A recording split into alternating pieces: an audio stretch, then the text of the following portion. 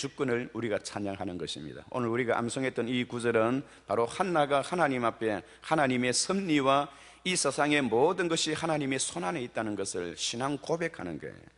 그래서 한나가 기도하여 이르되 내 마음이 여호와로 말미암아 즐거워하며 내 뿔이 여호와로 말미암아 높아졌으며 내 입이 내 원수들을 향하여 크게 열렸으니 이는 주의 구원으로 말미암아 기뻐함이니이다. 여호와는 죽이기도 하시고 살리기도 하시며 낮추기도 하시고 높이기도 하시며 가난하기도 하시고 부하기도 하시고 가난한 자를 진토에서 일으키시고 빈궁한 자를 거름더 위에 올리사 기족들의 자리에 앉게 하시고 영광의 자리를 차지하게 하시는도다. 여러분, 기도할 때 정말로 하나님 앞에 하나님은 그러하신 하나님이라는 것을 고백하면서 큰 소리로 한번 부르짖으면서 그렇게 한번 통회하는 마음으로 그렇게 고백을 해 보십시오. 그렇게 고백하고 정말로 사람의 모든 살고 죽음이 하나님의 주의 손에 있나이다 하고 그렇게 통회하는 마음으로 그렇게 부르짖으면서 한번 고백을 한번 해보시면 우리의 가슴이 탁 틀려지는 줄 믿습니다.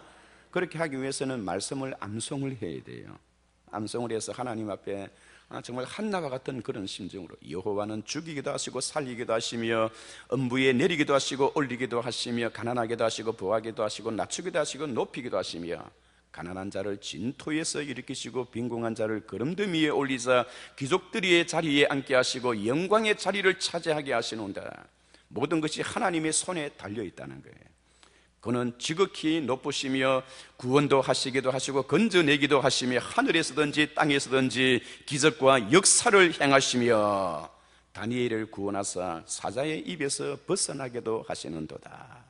이 하나님의 그 절대 주권을 우리는 주님 앞에 놓을 때마다 항상 하나님 앞에 그런 고백을 하는 것이 좋습니다. 내가 아무리 잘나고 똑똑하여도 하나님의 손안에 있는 인생에 불과하다는 것을 날마다 고백하시기를 바랍니다.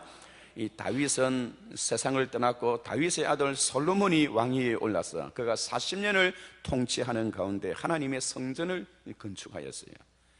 하나님의 성전을 건축하였지만은 하나님께서 솔로몬에게 나타나셔서 내가 이 높은 성전을 건축하였다 한다 할지라도 하늘보다 우주보다 높은 나의 이 영광을 사람의 손으로 지었던 이 건물 속에 제한시킬 수 있겠느냐?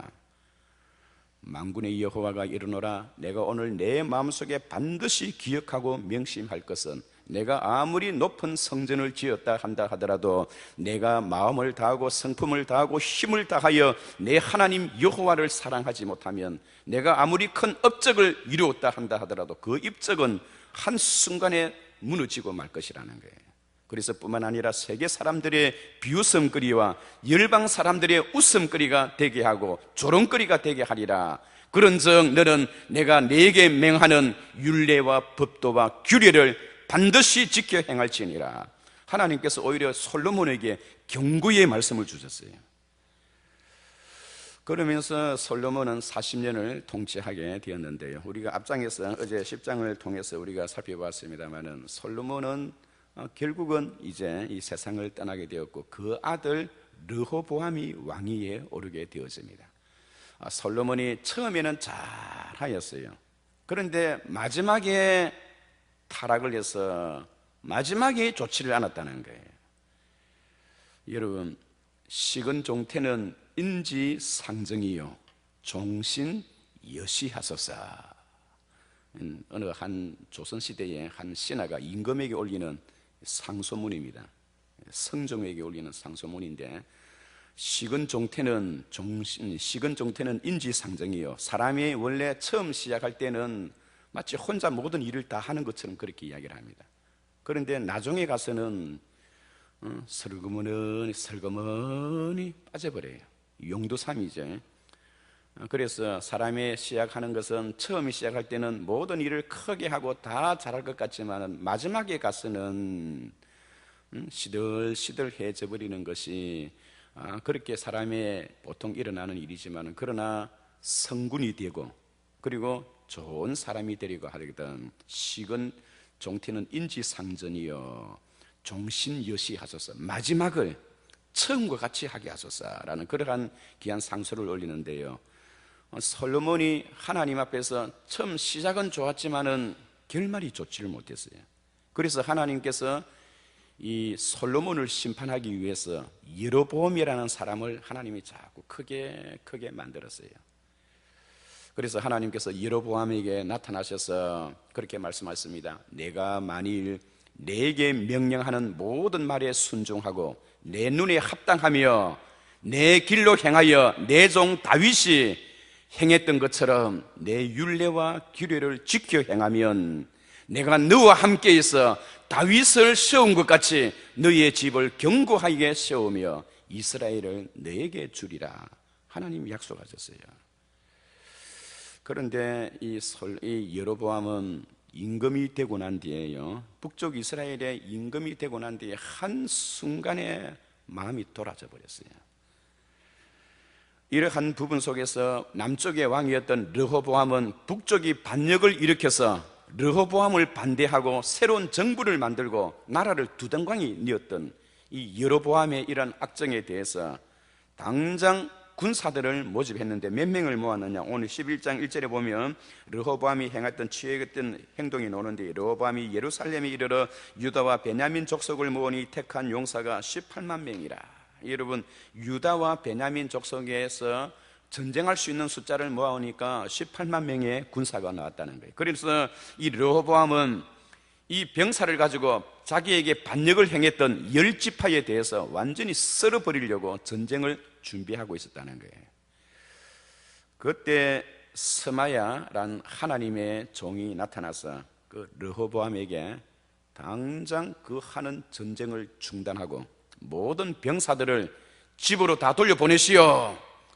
여호와께서 이 전쟁을, 동족 간에 이 전쟁을 원하지 않으니 당장 모든 군사들을 집으로 다 돌려보내라고 스마야 선지자가 아주 강력하게 르호보암 왕에게 명령을 하는 것입니다.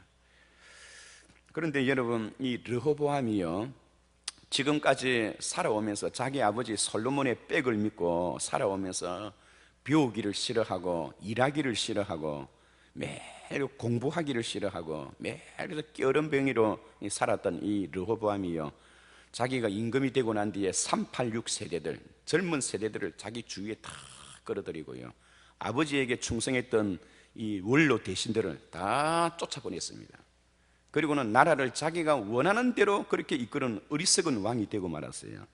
그러한 왕 때문에 결국 북쪽과 남쪽이 갈라지게 되었는데요, 그런데 오늘 스마야 선지자가 나타나서 당장 모든 병사들을 집으로 다 돌려보내라는 그 하나님의 준엄한 말씀의 경고의 말씀이 떨어지자 이 르호보암이 어떠한 하나님의 말씀을 듣고 어떠한 행동을 하였느냐, 여러분 오늘 한번 봐주시기 바랍니다. 4절을 한번 봐주시기 바랍니다. 우리 같이 한번 읽어볼까요? 우리 중동부 학생들도 성경을 펴고 같이 한번 읽어봅시다. 11장 4절 시작. 여호와께서 이같이 말씀하시기를 너희는 올라가지 말라. 너희 형제와 싸우지 말고 각기 집으로 돌아가라. 이 일이 내게로 말미암아 난 것이라 하셨다 하라 하신지라. 그들이 여호와의 말씀을 듣고 돌아가고 여로보암을 치러 가던 길에서 되돌아왔더라. 이 르호보암이 그의 평생에 어리석고 미련한 짓을 하며 살아왔던 이 르호보암이요, 스마야 선지자가 나타나서 여호와의 말씀이니라 라고 하여 여호와께서 이 모든 병사들을 자기 집으로 다 돌려보내라는 준엄한 그 말씀을 듣고 그 말에 순종을 하는 거예요. 그랬더니 하나님께서 이 르호보암을 어떻게 하셨느냐 하니까, 그 말씀에 순종했던 르호보암을 하나님께서 은혜를 주셔서 그 나라의 유대 나라가 굉장히 정치적으로 불안정하고 지금 나라가 분리되었고 북쪽과 남쪽이 전쟁 직전에 있었는데 하나님께서 은혜를 주셔서 그 전쟁을 중단하게 하시고요, 그리고 뿐만 아니라 지금 애굽에서 이러한 부분을 알고 이스라엘 나라가 솔로몬 시대에 솔로몬이 죽고 난 뒤에 이스라엘 나라가 분열이 일어났다는 그 소식을 알고 바로 왕이 병력을 이끌고 이스라엘을 공격하려고 할 때 그때 하나님께서 은혜를 주셔서 애굽으로 하여금 이스라엘을 공격하지 못하게 하였고요, 그 나라에 3년 동안 안정을 찾을 수 있는 길을 하나님께서 마련해 주셨다는 겁니다. 여러분, 참 하나님의 말씀에 순종하는 것이 얼마나 귀한 줄 모릅니다. 순종의 역사가 있기를 바랍니다. 순종이 제사보다 낫고 듣는 것이 수양의 기름보다 나은즉 이를 거절하면 사술의 죄와 같고 완고한 것은 죽은 우상에게 절하는 것과 같으니라. 하나님 앞에 순종하는 것이 얼마나 귀한지 몰라요. 그래서 우리가 믿음으로 구원 얻고 순종하여 무엇을 받고?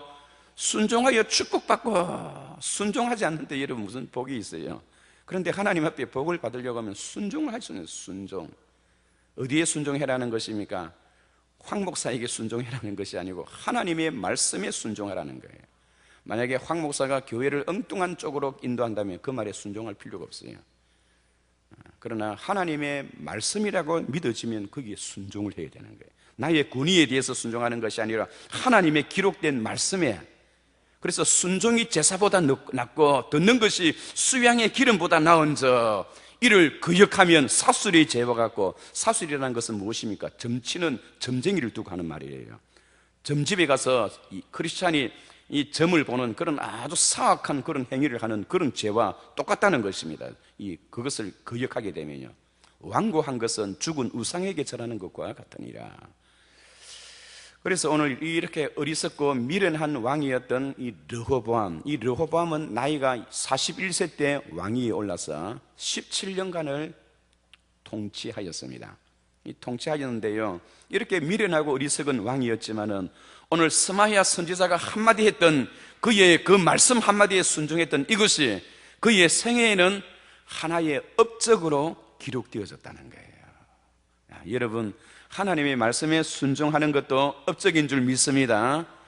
그리고 이 르호보암이 오늘 본문에는 어리석고 미련한 왕이었지만은 두 가지를 잘한 것이 있어요. 하나는 하나님의 말씀에 순종했던 거고요, 또 하나는 무엇을 잘했느냐 하니까 여로보암이 이스라엘 백성들을 38선을 그었어요. 베델을 중심으로 해서 베델 밑부분을 38선을 그어서 북쪽에 올라갔던 그 이스라엘 사람들을 남쪽으로 내려오지 못하게 하였어요.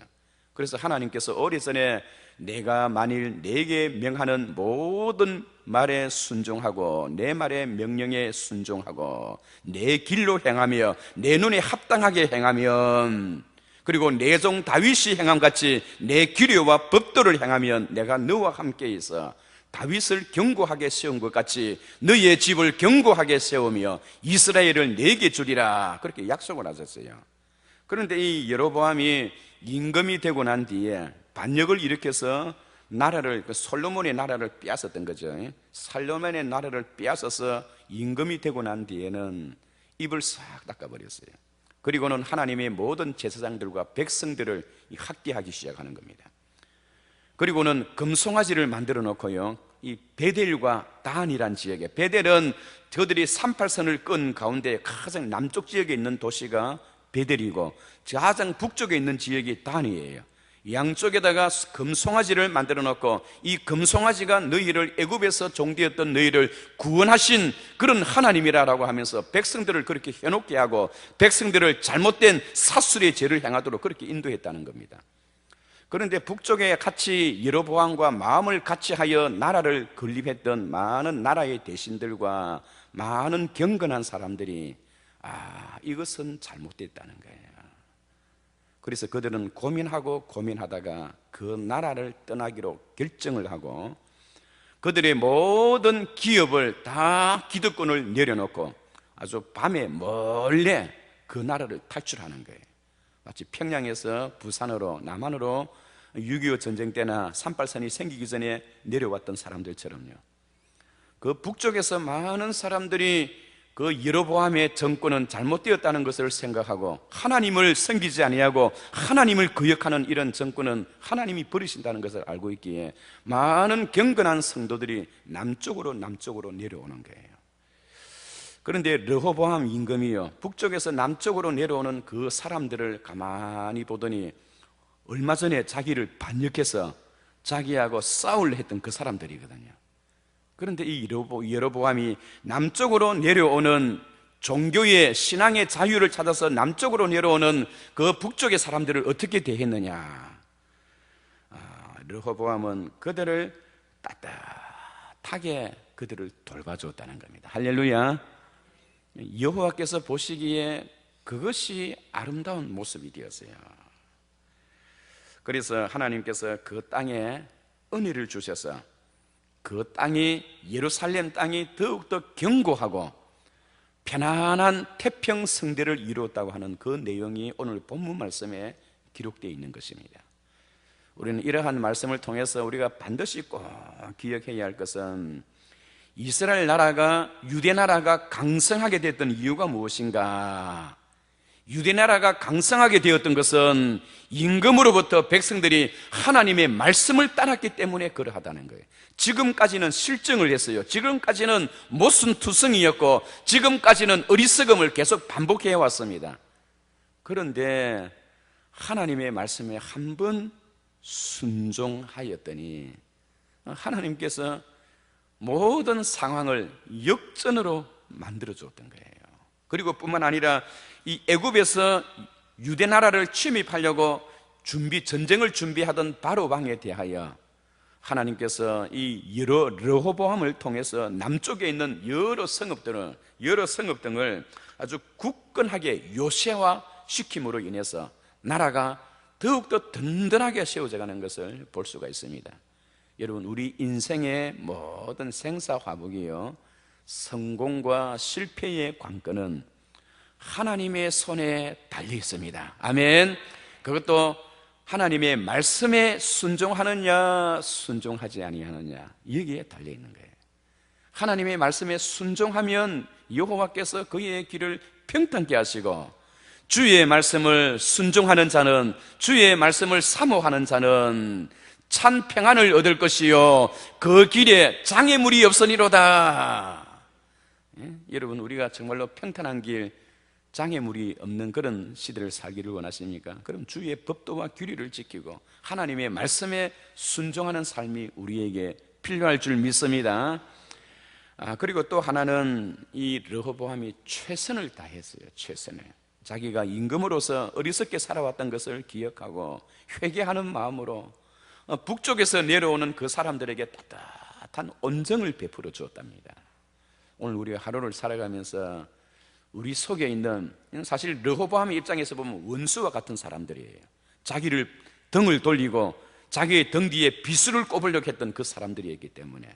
그런데 르호보암은 자기에게는 원수와 같은 그 백성들이었지만은 그들을 한번 품어주고 따뜻하게 맞이해 줌으로 인해서 하나님께서 르호보암을 더 크게 세웠다는 것을 우리에게 가르쳐 줍니다. 오늘 우리가 주님을 앞에서 우리가 하루를 살아갈 때 혹시 우리의 마음속에 부담스러운 사람이 있습니까? 그 사람 참 꼴도 보기 싫다, 그 사람 얼굴만 생각하고 이름만 생각하면 밥맛이 딱 떨어지는 사람들, 오늘 새벽에는 그 사람들을 위해서 한번 기도해 주는 그런 시간이 되었으면 좋겠습니다. 그리고 우리 수련회에 임하는 중고등부 우리 학생들을 위해서, 또 우리 유초등부, 청대학부, 유치부를 위해서, 우리 주일학교 학생들과 특별히 중고등부를 위해서 우리 내 마음속에 부담스러운 그 사람들의 이름을 부르지는 말고 마음으로 생각하여, 사람은 다 살아가다 보면 직장생활을 하는 사람은 같은 직장에서 라이벌 관계에 있기 때문에 헐트를 당한 사람이 많이 있습니다. 또 심지어는 자기 가족 간에도 자기가 살아가면서 자기하고 라이벌 관계나 서로 다툼이나 서로 이렇게 가슴에 상처를 주고받는 그런 일은 누구든지 한두 분은 다 있을 거예요. 그런데 그 사람을 보면 그 가족들까지 다 미워하는 것이 타락한 인간의 본성입니다. 그런 마음을 다 버리고 오늘 르호보암이 하나님 앞에 복을 받았는데 원수와 같은 사람들을 그런 끌어안음으로 인해서 하나님 복을 주셨던 것처럼 여러분들의 마음속에 부담스러웠던 사람들, 이름은 부르지 않아도 그 사람의 얼굴을 생각하면서 하나님께서 은혜를 주시고 내보다 그 사람들에게 하나님 복을 더 달라고 그렇게 한번 기도해 주시면 감사하겠습니다. 우리 같이 한번 두 가지의 기도의 제목으로 함께 기도하겠습니다. 거룩하시고 은혜